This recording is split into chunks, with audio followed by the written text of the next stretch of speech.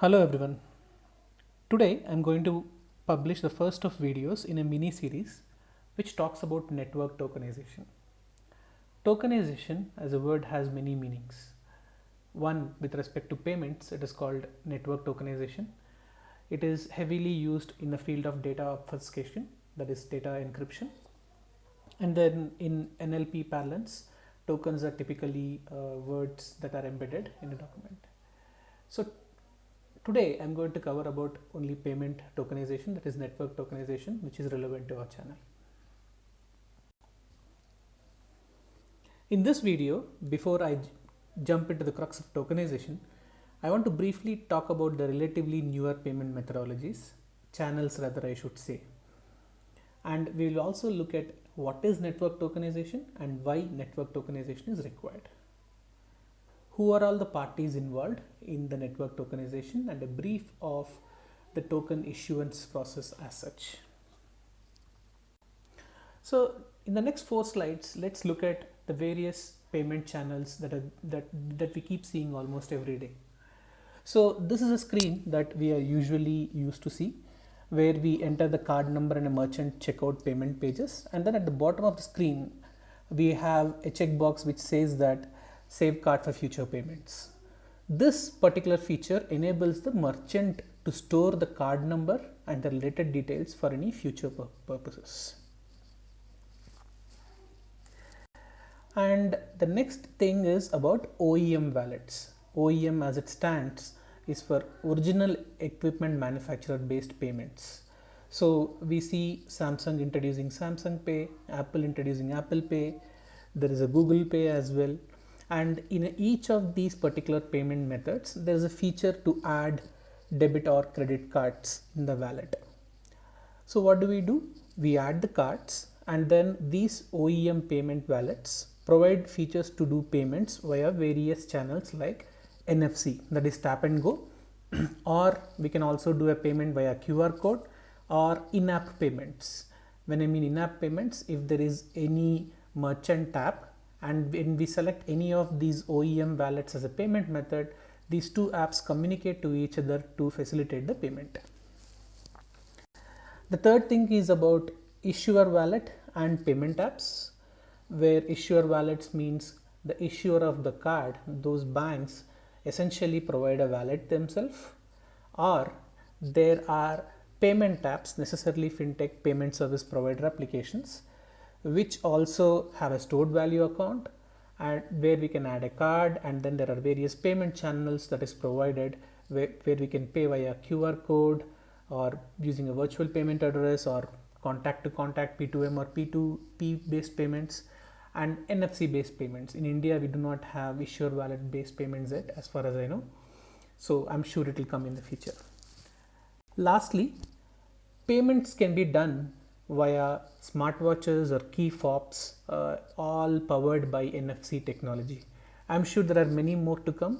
In European countries, there are payment chips that are planning to be embedded under the skin for doing payments. So I'm sure the science and technology is going to take further to us to facilitate easier payment methodologies. So why are we looking at all these payment channels? Why did we even cover all these 4 different payment types when we talk about tokenization? Let's cover in the next slide. So as we know, traditionally banks provide an EMV chip card. The banks issue the chip card, which is used by the customer for doing a transactions. And as we looked into the last 4 slides, we looked at the various payment channels where we enter the card number and also store the card number. So there are various security challenges where we leave the card number in those end payment devices which the issuer doesn't have a control of, or rather the issuer has not issued to us. In case of an EMV chip card, the issuer traditionally issues the chip card to us and then takes all the necessary security measures to secure the card. But whereas we now entering the card number at various places, how do we secure the card number?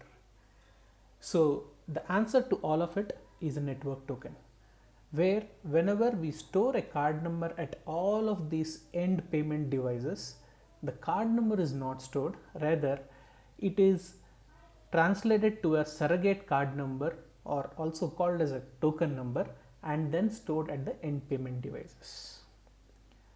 So enter what is a network token. A network token is nothing but a surrogate value for a card number. A token number looks very much like a card number. It has a bin, it has a sequence number, and then it has finally a check digit.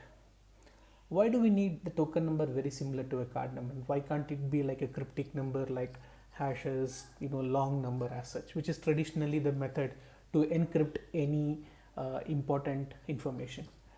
That is purely because we do not want to change the entire payment landscape or the infrastructure, especially the acquiring infrastructure, which has been well-oiled machine capturing the card number. So that's why a network token is also very much like a card number. These type of token numbers are called as reversible non-cryptographic tokens. So one card can have any number of tokens depending on the number of devices or the end payment channels where we register our card number. Now let us look at the important stakeholders in a tokenization lifecycle. The first one is the token requester. The token requester is the authorized entity to request the tokens. It could be an e-commerce website or a mobile application, or it could be a OEM MNO payment wallet like the Samsung Pay, Apple Pays, Android Pays, or it could be an issuer wallet who is requesting the token. In case of a mobile, there is an end mobile payment application and also a wallet server. So the wallet server registers with the TSP and essentially becomes the token requester. So who is a token service provider? Token service provider is a most important entity in the tokenization lifecycle. The token service provider handles the token request from a token requester and also controls the token assurance process. When I say the token assurance process, how do we authenticate the end device? How do we authenticate the customer who is trying to register the card holder and then issue the tokens? The TSP also maintains the token vault, that is the mapping between the card number and the network tokens, and provisions the ENB token profile. So this particularly is important for an NFC based payment, where a tokenization profile is created like a card profile and then provisioned to the end device. The TSP also handles the issuer interface necessarily for doing an ID and validation and also the lifecycle management. What I mean lifecycle management is any changes to the card or account status would also impact the token associated with it. And then the TSP also controls the transaction processing. Basically, whenever a transaction is done with a token, the cryptogram validations, etc., are taken care by the TSP.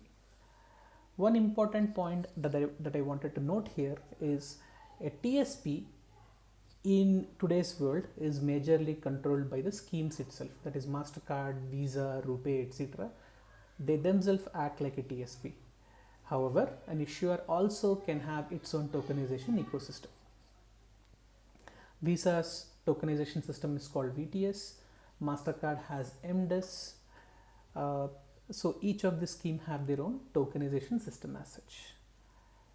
Let's quickly look into the tokenization issuance process and its overview, some of the key terminologies. The first one is token assurance, which means that whenever a person is adding the PAN to the end device, the process of validating the customer is called token assurance. The second one is called token generation. It is a process where the TSP actually generates the token and the token expiry date for the given PAN number. The third one is called token issuance, where the TSP generates all the associated data with respect to a token, like the personalization data and the keys that are to be provisioned onto the end device. Lastly, the token provisioning, which is the process of actually delivering all this information onto the end device. This is a brief process about tokenization. In the coming videos, I will go a little bit more deep into the actual process of how the tokens are issued, and then I will also cover how the transactions work in case of a token. Thank you very much for watching. Please like the video if you learned something new from it, and do drop any comments if you have clarifications or any other feedback to be provided. Thank you.